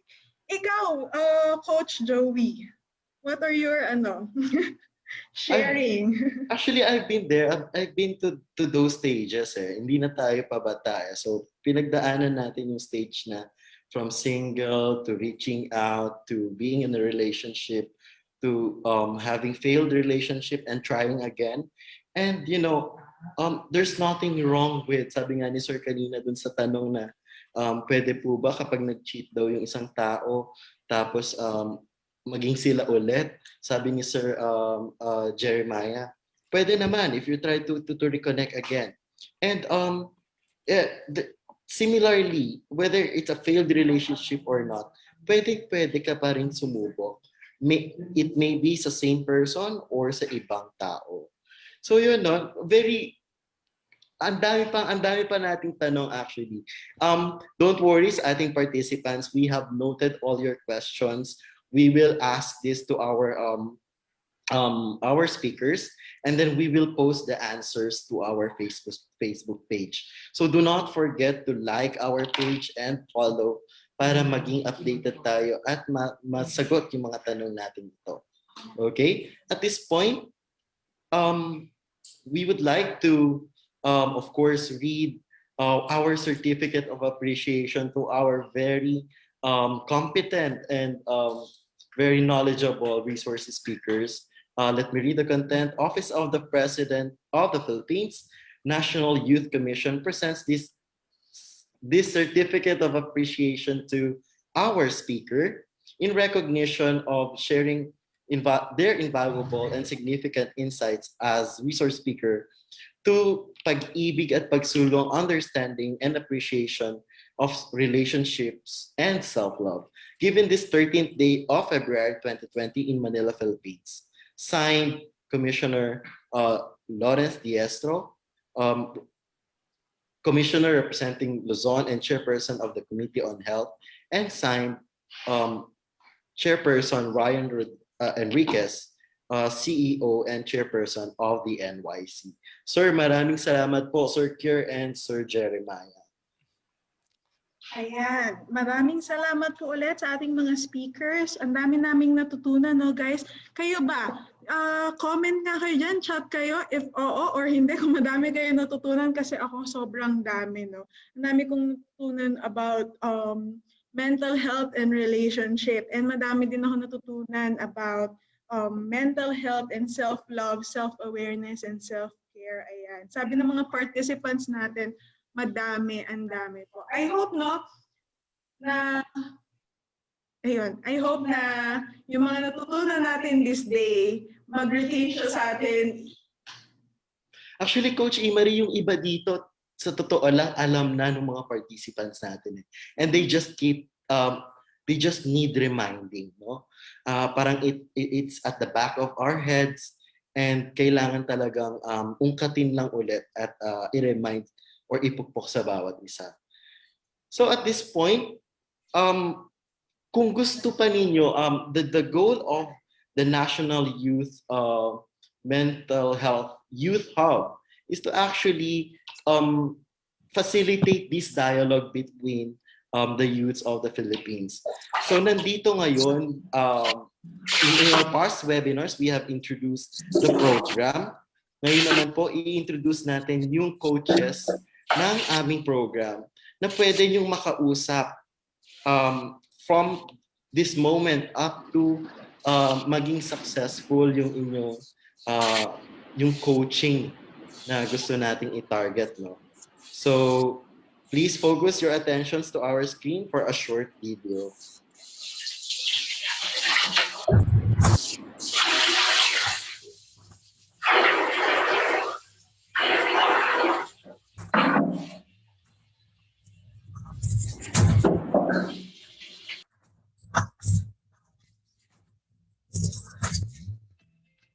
Assalamualaikum warahmatullahi ta'ala wa barakatuh. I am Huday Adani, your youth coach from Davao City. Mapyaka Pipita, my name is Abdul Jalil Barotok, your coach from Marawi City. Name Bagnal daw, I am Reds, your mental health youth coach from Ilocos Norte. Kumusta? I am Harvey Bicatian, your coach from Negros. Buenos dias, this is Dee, your coach from the Asia's Latin city, Zamboanga City. Hello, maayong adlaw sa tanan. I am Ram, your coach from San Francisco, Agusan del Sur. Amping. Mabuhay, I am Ceres Green, your coach from Maribeles, Bataan. Mabuhay, I am Raish Tumban, your coach from the Emerald City of the South, Muntinlupa. Hi everyone, I'm Omar Ibatuan, your coach from the province of Ilocos Sur. Hi everyone, I am Joey, your coach from Quezon City. Maayong adlaw. Hi, I'm Ayana, your coach from Iligan. Hi, I am Flor J. Navalmedina, your youth coach from the city of Legazpi, province of Albay, Region 5, Bicol. Mabuhay! Ako si Mary Cristia, ang mental health coach ng Manila. Hello! Magandang araw. I am Coach Mirus from Parañaque City. Hello everyone, I am Sad, your NYC Youth Coach from Valenzuela City. Magandang araw. I am Elaine and I'm your coach from Baler, Aurora.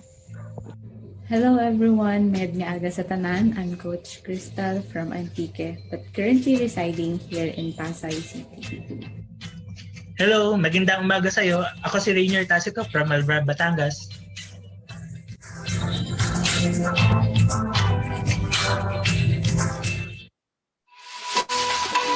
Alright, and that is your batch 1. Ayan, that is your batch 1 NYC youth coaches.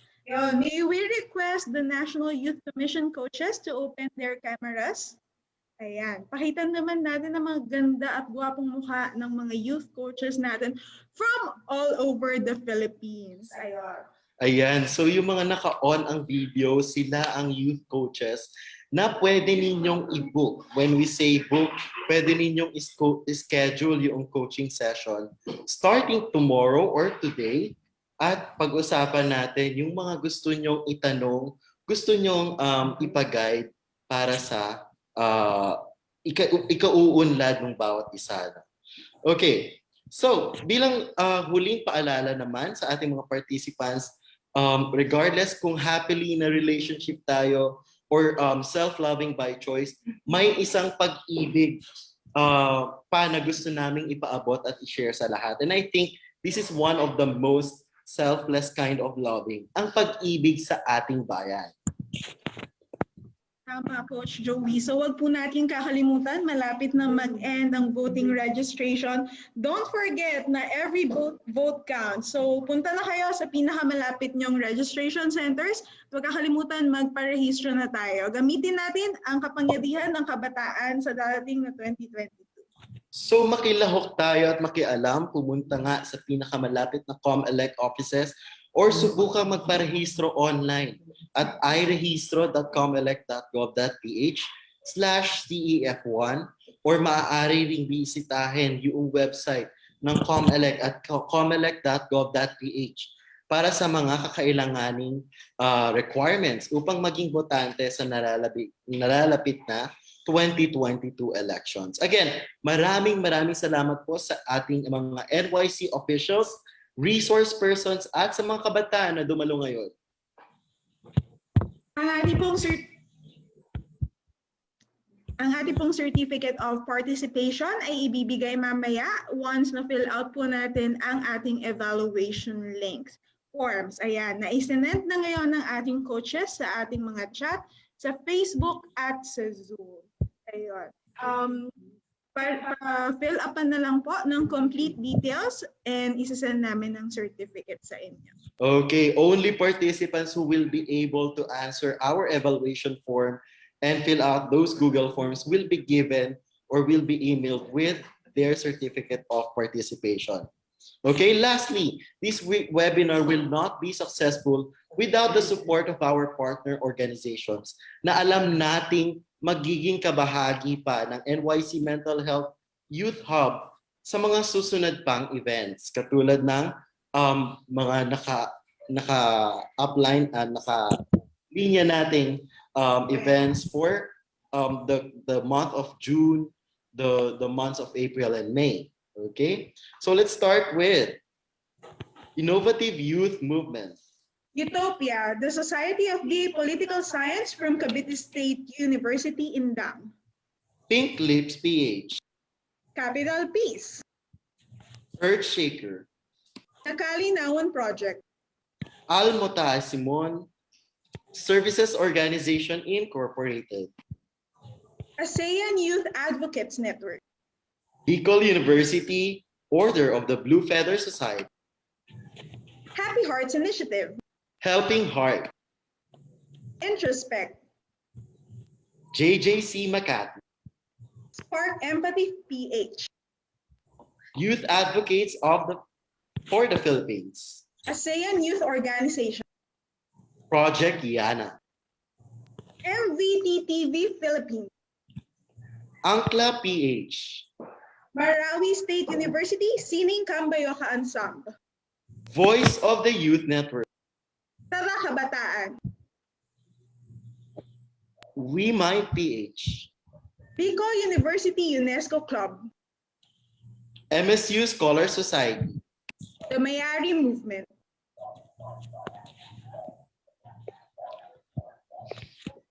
Okay, Rotaract Club of RCDM Scholars. Rotaract Club of Metro Zamboanga.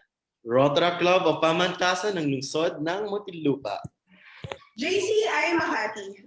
Mariveles Local Youth Development Office. Youth Engagement in Peace Building Channel. Floor, the versatile host of Bicol. Cordillera Youth Movers Organization. PUP Bataan Central Student Council. Pamantasan ng Lungsod ng Muntinlupa University Student Council. Ayan, at before we end, we would like to thank all the participants, all our partner organizations. Ngayon, dadako na tayo sa mensahe ng ating minamahal na Yusek Ryan Enriquez, the Chairperson and CEO of National Youth Commission. Panoorin po natin.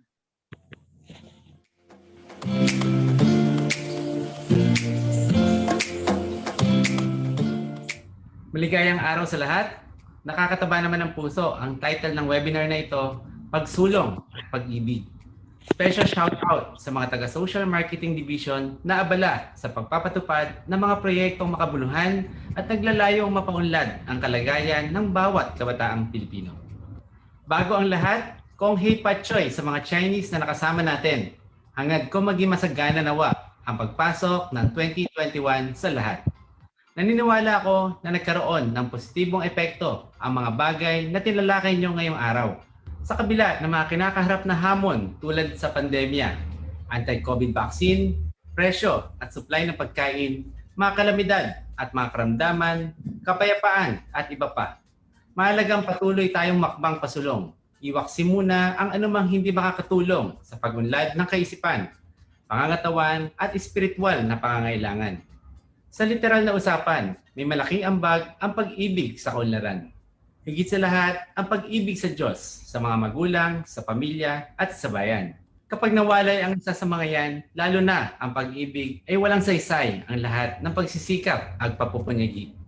Ipinapabot ko sa inyong lahat ang marugdog na congratulations. Hari nawa ay naging makabuluhan at kapakipakinabang ang araw na ito sa inyong lahat.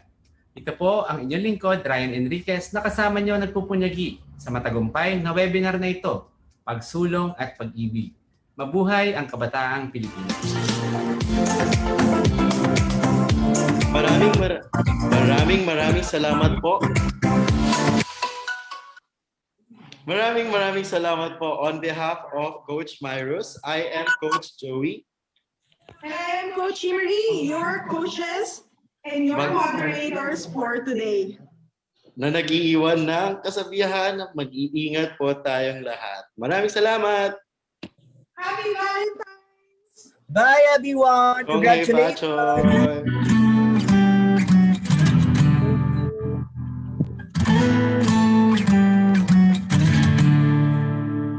Cause I'm in the stars tonight. So watch me break the fire, set the night alight. Shoes on, get up in the morning, cup of milk, let's rock and roll. Thank you very much. Hit the drum, rolling on like a rolling stone. Do not forget to like our page on Facebook. Up to the top of the roll. Ding dong, call me on my phone, I see, and I get my ping pong. This is getting heavy, can you hear the bass boom? I'm ready. Life is sweet as honey, yeah, these beats are changing like money. Disco overload, I'm into that, I'm good to go, I'm diamond, you know I glow up, yeah, yeah. Cause I'm in the stars tonight, so watch me break the fire, set the night light. Shining through the city with a little funky soul. I'ma light it up like dynamite. Whoa, bring a friend, join the crowd, whoever wanna come along. Word up, talk the talk, just move like we off the wall. Day or night, the skies are light, so we dance to the break of dawn. Ladies and gentlemen, I got the medicine, so you should keep your eyes on the ball. This is getting heavy, can you hear the bass boom? I'm ready. Life is sweet as honey, yeah, these beats are changing like money. Disco overload, I'm into that, I'm good to go, I'm diamond, you know I glow up. Cause I'm in the stars tonight, so watch me break the fire, set the night light. Shining through the city with a little funky soul. I'ma light it